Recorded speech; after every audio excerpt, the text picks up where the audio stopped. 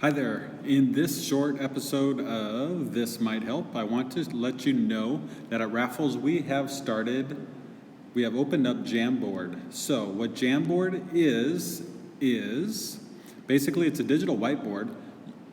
The company actually sells these beautiful screens, but that is not needed for you to use Jamboard, and also it now collaborates perfectly with Google. So we have turned it on for all teacher accounts and I believe student accounts as well. Yes, it is on student accounts as well. So I have double checked with one student and one teacher, and Jamboards, basically it's interactive whiteboard, digital whiteboard that you can collaborate with students. There's tons of options, but the wonderful thing is you can save the work that you create collaboratively with your students. Let's show it in action. What it can look like is if you are in your Google Drive, you can click on the 9 dots and you can scroll. You can also customize what these look like. If you love Jamboard, you can move it higher up. I'm going to click on Jamboard. It's going to ask me to sign in. I only did one practice and I just worked with Mr. Roy on this. And this is messy, it's okay. But basically it shows you a little bit of an idea that you can draw to a point. And other things that you can do is you can present. And so you saw me draw. You can do a little bit of math. This format's just a little bit different than what I'm used to.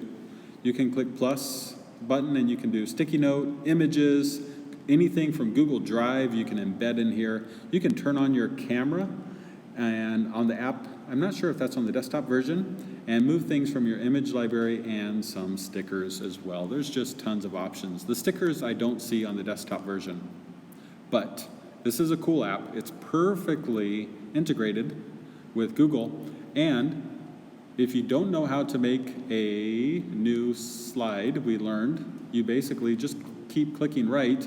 You see 6 of 7, it says 7 of 7, now it's going to say 8 of 8. So that's how you add a new slide. That feature is just a little bit confusing. But you can do simple things like, I thought that I had the desktop version